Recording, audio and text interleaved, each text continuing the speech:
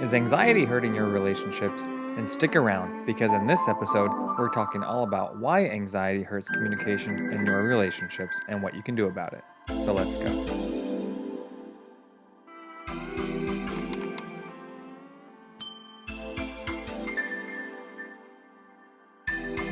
Hi, if you're meeting me for the first time, my name is Patrick Martin, and I am on a mission to help 1 million people improve their quality of life through actionable coping skills. So let's jump in. Okay, so first thing we need to understand is that anxiety has a diminishing impact on relationships with family, friends, and intimate partners, and is not something we want to ignore and just hope will go away or that it will just resolve itself. Anxiety is something that we need to address proactively.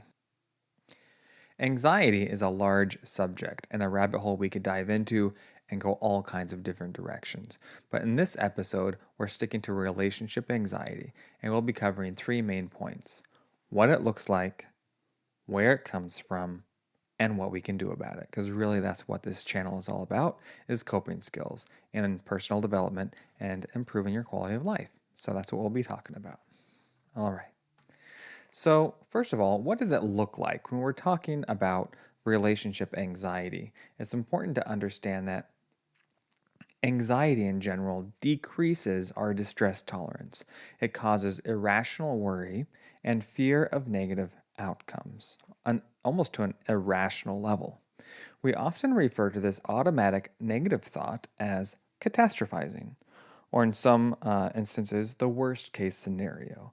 The difference between understanding a worst case scenario and anxiety or catastrophizing is that the mind will jump directly to the worst case scenario and believe that that is the most likely outcome, which elicits feeling like fear, anger, frustration, and causes one to act out in what would seem to others an irrational way of behavior. So, as we talk about anxiety in relationships, it's important to keep in mind attachment styles. And as you might recall, there are three main types: there's secure, avoidant, and anxious. And as we're looking at the anxious attachment style, it's important to keep in mind the notion of schemas. If you remember, a schema is a view of the world. It's how we understand the world in relation to ourselves. And if somebody has a negative schema or skewed schema that the world is rejecting, they might have an anxious attachment style to go with it. And so, with anxious attachment, there are a few specific red flags we want to look for. One of which is the all or nothing or very black and white type of thinking, right or wrong, good or bad. Sometimes in relationships, this could be seen as the love me or leave me. If you're not happy with me, then you must be unhappy with me. That kind of mindset. Okay. And these are more of thought patterns that flavor the rest of how we communicate or think in relationships. That whole dynamic, the give and take. Also, something we want to look for is anticipated abandonment and the assumption of rejection. So, if anything is perceived as rejecting, there's the fear of abandonment to go with it, right? Another thing that goes with anxious attachment is protest behavior. And I want you to think of protest behavior like acting out if you don't get your way, right? But it's not meant to be so retaliatory. It's more of an impulse that when there's a sense of rejection or threat for anything that smells or seems like it could be rejecting, the protest behavior will come out as a form of defense mechanism, right? Now, protest behaviors are easily triggered by anything reminiscent of negative past lived experiences. They adopt distorted assumptions of how the world operates, and this can lead to anger as a maladaptive defense mechanism. So, in a relationship, if one person struggles with anxiety, and more in particular, anxious attachment, if anger comes up and you notice that's a pattern, think more along the lines of fear, right? Because anger is almost always driven by fear, especially with someone with anxiety. And trying to understand that this is just a defense mechanism that the person is using as a way to protect their own ego, sense self-esteem, sense of security in the relationship, you'll be better equipped to address the fear as opposed to reacting to the anger. It's also a kind of muscle memory reaction. And so when you're thinking about protest behavior, defense mechanisms, oftentimes it's subconscious. It's a learned behavior in response to a perceived threat, okay? And so try to understand where it's coming from as opposed to blaming the person or situation, okay? So the whole notion, fear of abandonment, it's really a natural response in all of us. We all have a natural, healthy fear of being alone, especially in relationships or abandoned. But then there's also a maladaptive response, right? Something over the top or irrational. People with attachment anxiety often get labeled as being irrational behavior, clingy, needy, demanding. And so, as we're looking at these red flags, it's important to understand where they come from. And oftentimes, it's a result of extreme protest behavior, right? Or extreme fear of rejection. And that these behaviors can oftentimes manifest as a complete complacency, even maybe not neediness, but almost like apathy, right? Or compliance, or even being disengaged.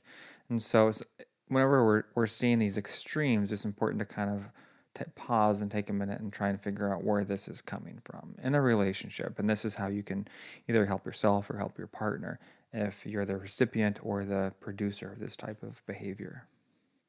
And understand that when it comes to reactionary behavior, when it's triggered, right, such as jumping the gun, that it is a defense mechanism that is fear-based, and that this usually happens before the facts are clear to the individual. So when we're thinking about this knee-jerk reaction, it helps to kind of pause and help the person or help ourselves assess what's going on, like get all of the facts before we form an opinion, okay? Because it is so reactionary, oftentimes it's off-putting to partners because it seems irrational and it is a bit premature. So when it comes to anxiety, it's important, just like with anything else, to understand there's a verbal and nonverbal component to it. On the verbal side, whenever fear is present, there's going to be some kind of self-expression about it, and that will come off as anger, and that anger will come off as aggressive behavior. Could be verbally lashing out, could be throwing things, but you're looking for the verbal cues, the behavioral cues of what is going on, right, within that person. And that's going to be a little bit more obvious, but understand that it's an attempt to express what is going on within through outward protest behavior, right? To get your attention, oftentimes thought of as attention-seeking behavior, okay? On the nonverbal side, there's this idea of containment, right? Where oftentimes if one is afraid, they will contain those fears, and they won't be verbalizing them or trying to have an open discussion about them because they're afraid of what the response will be. Either that person will validate their fears, that they're not loved or they're not needed or they're being unreasonable. And that'll often come out in their body language. They'll be withdrawn. They won't talk about their thoughts and feelings. They won't challenge you. They won't talk about hard things within the relationship. They'll maintain a very superficial stance because they're afraid that if they start making demands or they start expressing boundaries or vocalizing their needs, then that won't be considered reasonable or their needs won't be met, and so therefore they will feel rejected. And so that comes back to that idea of complacency, deferring to other people, very much like codependence, right? Afraid to rock the boat because they're afraid that if they speak up, they'll be left, right? They'll be rejected. Another thing to consider is self-determination in relationships, right? And so the idea of choices in relationships, just like when we're single or alone, we all have the capacity for choice. We get a say in the dynamic. We get a say in how things go. We get a vote, right?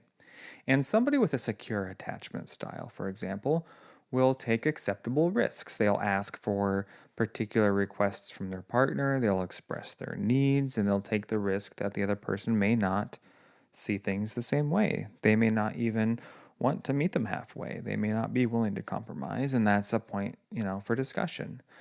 Versus somebody with anxious attachment, they would rather avoid and isolate and compartmentalize their needs than take the risk of being turned down or rejected. Because to the anxious person, oftentimes, if the other person doesn't agree with them or see things from their perspective or hear them out or validate them, to them, that's complete rejection. Again, going back to that black and white type thinking, as opposed to just having a difference of opinion. There's plenty of healthy couples who have a difference of opinion and different worldviews and different value systems, yet still find ways to be happy together. They could have completely different religions, different politics, come from families with very different cultural, ethnic backgrounds, different traditions, different value systems, yet they still find a way to come together, right, and focus on what makes the relationship work and what's valuable and why they love each other and how they make each other better, as opposed to what has to be and trying to force your values on someone else, or feel like if you don't see eye to eye, then somehow you're incompatible, right? Again, that polarized view. Another consideration for someone with anxious attachment is the fear of the unknown or change, right? We are all probably familiar with the concept that change is a given, it's a constant of life, and that all things that grow must change. All things that improve must change from time to time and even be uncomfortable. The person with anxiety oftentimes fears change because they're afraid to ruin what is working, right? What they know. The fear of the unknown, especially in relationships, is very uncomfortable. They like to know how to predict. They like routine, and oftentimes this is often why they have smaller worlds, smaller social circles, because they like to be able to contain and control what they can, right? They don't like to feel out of control. And it can also be due to a labile experience growing up, inconsistency, loss of relationships, loss of primary caregiver, and mostly, like I said, inconsistency growing up. It makes them feel very unsafe, and so they like to know what to expect, and if anything threatens the status quo, you'll often see again that fear and protest behavior creep up. Okay, and this could even be good change.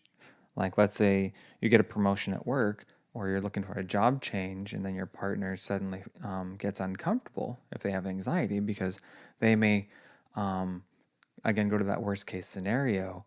If they don't know what that looks like, then their belief that you can just figure it out doesn't really pan out, and they don't have that mindset or schema that most things are figure outable, and it'll work out because you have each other and you're resilient and adaptable. That's more of the secure attachment style mentality, okay? So that's something to look for as well. Even good change can trigger one with anxious attachment. Just one more note about protest behavior. Negative attention is still better than being ignored in most cases. And so while some may contain and withdraw, you're more likely to see that protest behavior, attention-seeking behavior, because if you ignore someone with an anxious attachment style, it's very uncomfortable if they feel like they're not in sync with you. Okay, so just something to watch for. It doesn't mean that you're doing anything wrong. Oftentimes it just means that the person needs a little more attention, or they, check in with them, see if they're not feeling noticed. Okay, so we've talked a little bit about what it looks like. Now we want to talk for a minute about where it comes from. And speaking of relationship anxiety, if you recall, we had talked about the 3 types of attachment.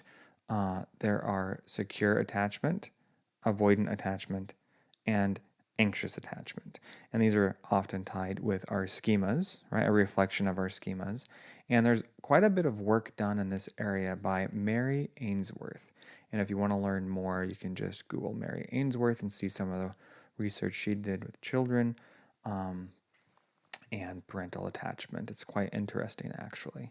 And so I'll just give you kind of the quick highlights of what these mean, and so you can better understand what anxious attachment looks like in contrast. Okay, so secure attachment is that type of attachment where the child feels that whatever happens in life, they still have the freedom to fail, the security to fail, because they feel secure within their relationship with their primary caregivers, their environment, what we often refer to as a safe to fail environment. Safe to fail meaning that they understand that if something doesn't work right, or they do something that has a negative outcome, that it's not permanent, it's not everlasting. They still have the love and unconditional regard of their primary caregivers, and that there's generally no permanent damage done. The world is a place to experiment. This is how children learn to grow and thrive, right? Is by experimenting and seeing what happens and taking chances, acceptable risks, and learning. That's how they build their frame of reference, and also object relations and how they relate to the world. So a child with a secure attachment to their primary caregiver and to themselves will grow up as an adult who understands that the world is still a place to experiment, that nothing is always as it seems, and it's okay to experiment with what we know in order to get feedback from the environment to make better decisions, and that nothing's going to break in general. And that's important. That's what we want, right? And this starts from an early age, right? The belief is between ages 1 to 6 that attachment is formed. The love map is formed, how we learn to give and receive affection, all of that good stuff. So that's why a lot of the programs you see with children, that 0 to 5, the Head Start and all of that, it's such a formative period in your life that these ideas are oftentimes established. Okay, now this is in contrast to the avoidant attachment style, which is neither anxious nor secure so much. And obviously this is simplified, but the avoidant attachment is more of the mentality that is formed when you feel like it doesn't really matter whether you have your primary giver's attention or you don't. It's indifferent. So think of avoidant attachment almost as indifference. You grow up learning that, it doesn't really matter whether you protest or not, or cling or not, so for the most part, things are fine, but you don't really have the attention of your primary caregivers when you need it, and so you learn to kind of fend for yourself. And it's not so much abandonment as much as it is, again, indifference. And this can lead to that feeling that you're an island, and so you just got to look out for yourself kind of mentality. And you see this a lot in adults who have an upbringing environments where they do learn to fend for themselves a lot. They learn they can get, take or leave people. They don't go out of their way to get close to people. They just make do. And in one way, they learn to be very self-reliant, but on the flip side, it can be very damaging in that they don't really know how to secure and maintain healthy, intimate relationships, because being vulnerable feels dangerous oftentimes to open yourself up like that, because when they tried when they were little, they were rejected or they weren't validated or there wasn't a response, and so they've just learned that it's either a waste of their time or it's not to their benefit and it doesn't feel safe. So the avoidant or indifferent personality type or attachment style is oftentimes formed from those failed attempts at getting attention in your developmental years. All right. Okay. And then comes the anxious attachment style, right? And like the other attachment styles, oftentimes anxious attachment styles are formed, but this one is formed from inconsistency, from very charged households or relationships that that are reactionary. Okay, we'll talk a little bit about that. And while a lot of these attachment styles and schemas are formed by lived experience, I will say there is sometimes it's believed there's a genetic component and other factors, of course, that complicate things like children born from addiction and other things that can interfere with one's ability to attach and cope as well. Okay, so not to oversimplify it. All right, so the anxious attachment style, again, has that all or nothing, love me or leave me flavor to it. Anything that smells of rejection will get a reaction. We talked a little bit about the love map. That's that notion that you learn how to give and receive affection growing up from your primary caregivers. What's rewarded, what's not rewarded, what's forgiven, what's not forgiven, what you have to do to get one's acceptance. Be that, this is a big one, is acceptance from your loved ones earned, or is it a given? Is it a given that you're accepted and loved and praised, or do you have to earn, and what do you have to do to earn that affection, right? And so this is very important when we start talking about adult relationships and how one feels validated or worthy of validation, right? And that's a whole other subject. Another thing I want you to keep in mind when you're thinking about attachment styles, anxious attachment, is perception, right? And this is important for the person on the other side of the relationship, because if something is perceived to be real, it's real in its consequences, right? Think about things like self-esteem and context, circumstance, right? You may feel like your response to someone is perfectly appropriate, and it probably would be in a relationship with two securely attached people. But if you're with someone who has an opposite style of attachment, like if you have a secure attachment and somebody else has an anxious attachment style, you have to understand it's not just about how you perceive things.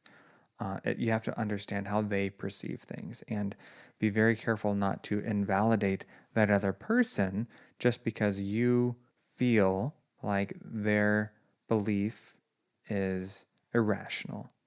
Because if you dismiss someone for being irrational and thereby invalidate their feelings, it's just going to continue to repeat that cycle of protest behavior. And oftentimes this is why some people get very frustrated and fed up in relationships, because this cycle just keeps repeating. And so validation, seeking understanding and not blame, goes a very long way. And continuing our thoughts on where anxious attachment comes from, it's important to understand that inconsistency plays a large part, especially during early development. This could look like invalidation, mood lability. So basically, if there's a lot of mood swings going on by the primary caregiver, the child doesn't know what to expect, what they're going to get, what flavor they're going to get on a given day. And based on their behavior, it's very hard for a child to understand what they did or didn't do right or wrong if they're getting inconsistent feedback from their parental caregiver or the world around them, their teachers, etc., authority figures. Because children are trying to understand the rules and how to repeat behaviors that get them positive regard, positive feedback. If it's inconsistent, then they're going to develop an anxious attachment because they're never going to know what they did was right or wrong or what kind of response they're going to get. So that's a big one, inconsistency, mood lability, and introduction of a sub-level caregiver. So we oftentimes think about this as like other adults being allowed into the child's life without the child's assent, especially if they're victimized or treated less than by that sub-level caregiver. This could be a neighbor, boyfriend, girlfriend, somebody that their primary caregiver has allowed into their lives, such as a boyfriend or girlfriend they let move in, especially after another significant loss like a divorce or a death. And that person is introduced into their life and they're just expected to see this person as an authority or parental figure without having formed that attachment first. It can feel very forced. But even more so if they feel like they are not valued more than that sublevel caregiver or that other person in the that the parent has brought into their life. It can oftentimes feel them like they're dismissible, replaceable, invalidated. You can imagine. And so I know that life is messy and parents never intended that way, but these types of things can have a lasting impact on how the child is internalizing the situation because they are very black and white in the way that they're thinking, usually up until about the age of 12 or 13. Their mind remains very polarized about these things. And so they oftentimes look to themselves as the cause for their parents' decisions. Okay. On the same note, children often explain abandonment by blaming themselves, again, internalizing, because they cannot really make sense of the context. For example, foster care, a very complicated scenario, all kinds of rhymes and reasons why children end up in foster care and group homes, but they have a hard time explaining their situation on the circumstances, in light of the circumstances. Rather, they will oftentimes blame themselves for what's not going right in their lives. And this is because they are very egocentric. They have a hard time seeing the world through a lens that extends beyond themselves or their own experience or how they experience the world. Another way to think about that is dichotomous, right? Either or, black or white. Very linear. And this leads to a lot of sensitivity toward things like criticism. Criticism is a big contributing factor to attachment styles, especially if it is excessive or imbalanced, right? It can result in a lowered sense of confidence and sense of adequacy, ability to rise to the occasion, right? To take things as they come, their ability to take on new challenges and adapt. And that's not to say that children don't need feedback. Of course, we all need feedback from the time we're born. However, there are ways to give feedback, and highly critical environments that are excessive or even off point can be very difficult for children to learn to navigate, right? All right. So we've spent some time talking about what it looks like. We've spent some time talking about where it comes from. Now let's take a minute just to talk about what we can do about it, because really that's what I aim to provide. That's what this channel is all about, is coping skills and how to thrive, how to learn to navigate these difficult parts of the human experience, right? Because most things are figure outable, as Marie Forleo would say. All right, so what we can do about it, first thing to do is to understand that although sometimes we might feel like an island and that the world is safer alone and figuring things out on our own, we can't get around the notion that we are hardwired for social interaction via oxytocin, right? We are social beings and do not do well in isolation, right? That's why it's a punishment in prison. Solitary confinement is not a vacation. It's a punishment. As we can all relate during the pandemic, the whole world is getting a little bit of a taste for what social isolation is really like. And it it has a lasting effect on people. So the good news is that we can learn to reparent ourselves. And so if you had a less than ideal upbringing, if you had unique challenges that may influence the way that you view yourself and the world and how you relate to it, good news is you can relearn, right, what works and what doesn't work. You can try and understand relationships and people and human behavior from a different perspective that's more accurate, balanced, and complete, speaking CBT, versus that black and white type thinking. Okay. We can change our rules and assumptions, our schemas, our paradigms. And this is very much what cognitive behavioral therapy is geared around, is learning how to assess what our current understanding is of how the world works, and then we have to reassess sometimes whether that is still applicable, if it's still accurate, or if it's off base. And sometimes I'll use the analogy of a dance, right? You learn a dance when you're young, but if you only know one dance, it's not applicable to every situation. If you grew up in a domestic violent home and you tried to stop mom and dad from fighting and you got hit, maybe you learned that hiding under the bed was safe, and that's what you did as a child to stay safe. But you grow up in relationships and conflict arises, you might have an impulse to run away and hide, emotionally speaking. But that doesn't really work in adult relationships. That's not corrective. It can't work on anything that way by avoiding. So as you can see, it's not the same thing you learned at one point in your life is not applicable to every context. Okay. So yes, we can reparent ourselves. We can learn to change our thought process, our thought patterns, how we view the world, self-concept versus self-context. We can understand these things and we can challenge our thought patterns. But I agree, as you're probably thinking, that's a very hard thing to do when you're struggling with some very tangible challenges, finances, housing, basic needs. And so, while while we are capable of changing, right, our attachment, our schemas, when we're preoccupied with survival, our personal growth is oftentimes halted, right? We must attend to our hierarchy of needs and not put the cart in front of the horse, so to speak, right? And this is oftentimes why people who experience trauma early on in life have these emotional areas, these psychological areas that have not been fully developed because they haven't had a chance. They've been surviving.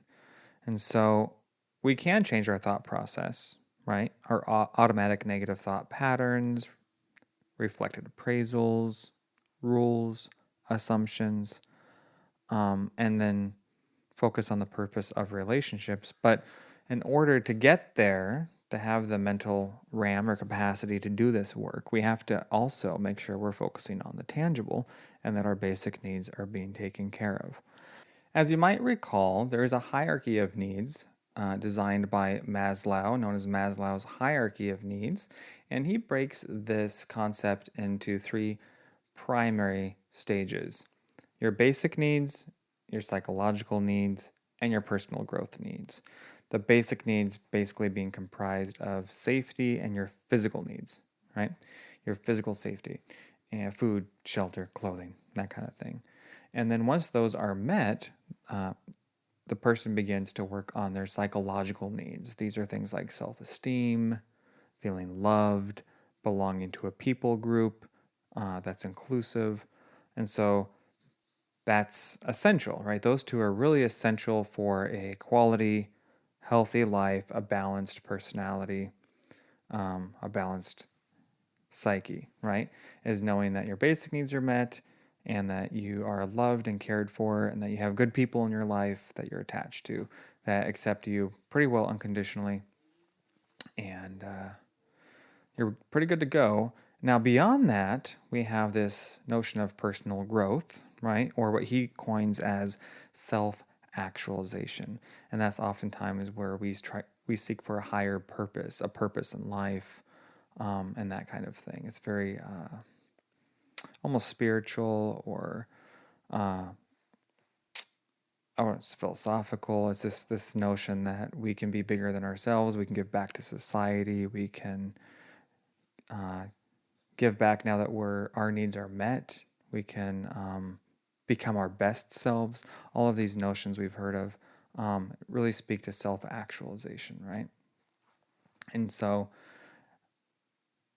all that to say that we really need to make sure our basic needs are being met before we can really start to form and work on those psychological needs. And that's oftentimes what in counseling you'll encounter is the counselor may keep circling back to the tangible needs because those are oftentimes roadblocks to working on things like your self-esteem and relationships and that kind of thing. And it's a natural instinct to try and work on those things before your basic needs are met because they cause psychological pain, but they're very hard to attend to when your physical needs aren't being met. And so it's kind of like this tug of war within yourself. And it's important to address things in order when possible. But I know life is messy and doesn't always work that way. Other ways we can address these concerns are to strive for authentic and vulnerable communication, meaning that we learn and develop the capacity to be vulnerable with safe people, that we talk about our thoughts and feelings and what's going on within ourselves, and that we can get in the habit of being okay, as again, with safe people. And by doing so, we learn to own our own behavior so we can seek understanding versus blame, right? Not jumping straight to judgment. We can also learn from our past experiences, but also that our past experience does not have to dictate our present. Because we had a bad relationship doesn't mean that all relationships will be bad. Because one thing happened doesn't mean that it'll happen again in a similar context. That we have a choice to affect change and not to overgeneralize our experiences across our future, which hasn't even happened yet. It is important to figure out what we can do differently to affect a better outcome, but not get so focused on the outcome as much as our actions, taking a point from James Clear. Atomic Habits, if you haven't read it. Okay. We can also moderate our belief systems. And this goes back to that notion of CBT, that it's okay to challenge our views of the world and what we think and why we think it. In fact, that's encouraged. If you look at, philosophy across time, that's what most philosophers have done is challenged our belief systems and why we're here and why we do what we do. And I think on a micro level, it's important to do that. Make a little time for that every day, a little reflection time, okay? Not just go through the motions or act out of a mechanical nature, but to really think about what we're doing and do things on purpose, for purpose, and with intention. Put our attention on our intention, okay? We can also learn to identify exceptions to skewed core beliefs, right? And something called solution-focused therapy, this is what they do. They look for the exceptions. So if you have a belief about yourself or a belief about the world or how something works, looking for the exceptions in your own lived experience is a great way to kind of challenge those beliefs. Is it always that way, or was it that way that time, right? That thing happened, but does that always happen? Probably not. And so getting away from, again, that generalizing mentality, which is just as dangerous as black and white thinking, right? We can also find objective evidence, right, to self-doubt and reinforce positive thinking. So when we learn to find the evidence that's kind of contrary to our negative assumption, then we can also get in the habit of reinforcing the positive thinking, or if it's a roll of the dice and it's a 50-50, why not focus on what could go well as opposed to what could go wrong, right? Learn to be more optimistic. Okay. What else can we do about it? We can increase our protective factors, right? Our protective factors include things like healthy relationships, hobbies, passions, interests, support systems, things that keep us grounded, things that help us feel good about ourselves, things that help us feel productive, structuring our time and our lifestyle around these things, personal health, personal development, will help us, financial health, housing, these things help us feel more secure, especially if one domain takes a hit. If you have if your relationship takes a hit and you have a job that you love, you're more likely able to lean on your job while you recover emotionally from the relationship and vice versa. But if we put all of our eggs into one basket, it's easy to get thrown off center if something doesn't go well. We can improve healthy relationships. We can have corrective relationships that help us have better lived experiences based on the ones we've had before, right? Again, that's why it's a numbers game in life, and it's important to aim for the averages, better average outcomes as opposed to one-offs, right? Putting all your energy and time into one thing and hoping for the best as opposed to spreading your time and energy across different goals and having a better average experience. It's better for your psyche. All right. Other things we can do to work on relationship anxiety and everything that comes with it is to practice with cognitive worksheets or cognitive processing worksheets to change our automatic thoughts. This goes back to those CBT skills. Anybody can do them though. You don't have to be in CBT to do this stuff. You can look up mood scales. So that's just kind of a quick mood check that you're doing every day to basically just be a little scientist and detective in your own right and look for your highs and your lows and seeing what's working and what's not working on your good and bad days. Contributing factors. You can also do mood or thought journals, which are more kind of narrative, lengthy, right? Where you're kind of processing your thoughts and feelings. And then there's the narrative journal, right? Where you do more of a kind of a autobiography where you're trying to map out what you recall your experience being like growing up. And then you can challenge your assumptions about those periods in your life. So that's more of a narrative journal or a narrative therapy. And that's very effective as well for trying to understand from a different perspective your experience. All right. And we can also seek to understand the function of our behaviors, right? Now, this works if you're on the other side of it too. If you're around someone who is working on themselves, you can try to understand the function of their behavior. How does this behavior serving them, protecting their fears, or yourself? How does this particular behavior serve me? Even if it's a protest behavior, even if it's unhealthy coping skill, how does this particular behavior serve me, or what's the function of this behavior? There's a saying that all behavior is meaningful. I mean, there's a function behind every behavior. There's a reason that behavior was established because it serves some kind of purpose. Now, what we want to do is find out what purpose that serves and then a better way to serve that need, right? As opposed to continuing to engage in behavior that's not very helpful, right? It comes at too high of a cost. We can also learn to identify what the met need is, right? What that would look like. So, for example, by the met need, I mean if your need is to be heard, right? What would being heard look like in a relationship?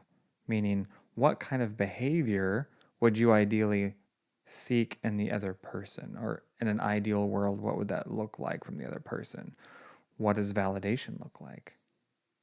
Are they, what's the context? What are they saying to you? What are their verbal and nonverbal cues? And how can you reinforce those behaviors from the other person so that you're more likely to get that need met? Also, notice what gets lost in translation, right? Things oftentimes get misconstrued in relationships, and things are, said that aren't meant to be said that way, and the other person takes it and runs with it because it triggers something in them before they get clarification. So one way we can work on that happening less, things getting lost in translation or things getting confused and then feeling rejected, is to seek clarification, right? To be clear is to be kind. So if we can be clear in what we're saying and being clear that we're understood, and especially if both parties are doing this, there's much more likelihood for one to feel validated and heard, as opposed to feel like you're having to repeat yourself, the other person isn't listening, and you feel rejected, or the other person doesn't care. And this is the kind of stuff you see in relationships all the time. So it's okay to ask for clarification. It's okay to ask for someone to repeat themselves or to ask follow-up questions. That's perfectly fine. In fact, most people appreciate that. If you feel like the other person isn't quite hearing you, try to rephrase what you're saying in a different way. And the language, maybe the other person understands better. Okay? By that I mean like the semantics, right? Potato, potato, tomato, tomato. The way you say something matters. The words you use matter. There's an old book called Words Were Originally Magic, and it talks a lot about that. The use of language goes a long way. We can also understand that recovery means learning to trust your own capacity to meet your needs versus looking outside of yourself. In psychology, this is termed as the internal locus of control. Basically, it means that your belief in your own capacity to meet your needs, to meet a challenge, as opposed to giving into that immediate impulse to seek other people out first before you've tried to accomplish something yourself. I mean, ideally, this is what we instill in children, right? Try and solve your problem before asking for help, but it's perfectly fine to ask for help. Don't avoid asking for help if you're stuck.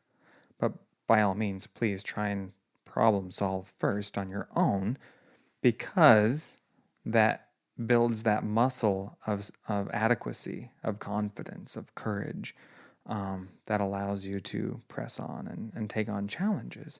If you feel like you always need somebody else to guide you and hold your hand through something, or to be available to solve a problem, it's going to slow you down in life and you're going to feel less confident. If you feel less confident, guess what? You're going to be more anxious in your relationships, right? So, something to consider. And it's also important to practice being present with mindfulness exercises.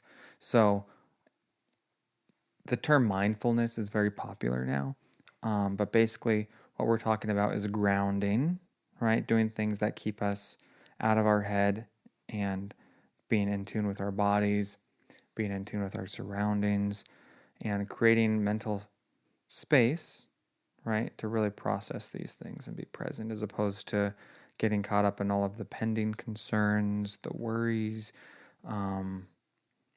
that are easily overtake our thought process if we're not careful. But one way that we can learn to turn our mind away from our ambiguous concerns and more onto being present is by practicing mindfulness. And this can be done through deep breathing. This can be done by observing, paying attention to smell, texture, aromatherapy, meditation. And there's a lot of ways to go about it, but find out what works for you. Okay? We can also learn to be more comfortable with taking acceptable risks, right? Accepting that making mistakes is a prerequisite to learning and growth. And this goes back to that mentality that in a healthy environment, as a child, you learn that it's safe to fail, that failing is a necessary part of life and everything. In everything, we have to have some failure to learn and grow, to find out what works and what doesn't work, and to stop attaching this negative connotation to failure. Failure is just another experiment, right? You learn something from it, right? There's an acronym for FAIL that I heard, and I don't remember exactly how where it came from, but FAIL means to first attempt in learning, right? So failure is always about learning. If you're not failing, then you're not trying to learn something new. And so it's important to reacquaint yourself with the concept of failure if you're trying to combat these anxious thought patterns about yourself. All right, well, I hope you found that helpful. If you would like to dive deeper into this subject, a few books you might want to check out, the first of which being Love Me, Don't Leave Me by Dr. Skeen, Insecure in Love by Dr. Phelps, Attached by Dr. Levine and Rachel Heller, and The Anxiety and Worry Workbook by none other than Dr. Aaron Beck himself and David Clark. You can check all of these recommended books out and more at mhtgear.com. That's mhtgear.com. where I have curated a list of other recommended readings for mental health tools, tips, and tricks, personal development for you, as well as some other gear. So go check it out. And if there's anything you'd like me to add to those lists, please do let me know. And keep in mind, those are affiliate links. I get a small commission for purchases at no extra cost to you. Okay, so I hope that was helpful. I really hope that you got some out of this. I did spend quite a bit of time thinking about this topic, and I'm sure there's stuff I left out. But if there's anything you would like me to speak to directly on this subject, please do let me know. My question to you is, what aspect of anxiety do you struggle with the most? And what would you like to learn more about in future content? Please let me know. If you're watching this on YouTube, be sure to leave me a message in the comments. If you have any questions or ideas or requests for content, you can always reach out via the contact form. I really appreciate your time, and I hope that you found this valuable, and it's another tool for your toolbox to keep thriving. So you take care. Until next time, keep thriving. Bye-bye.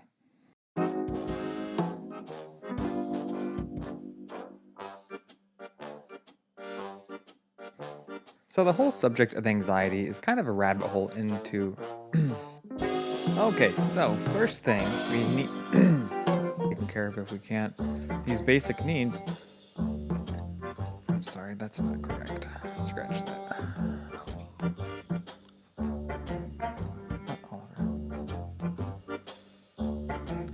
Second being the psychological needs, and the third being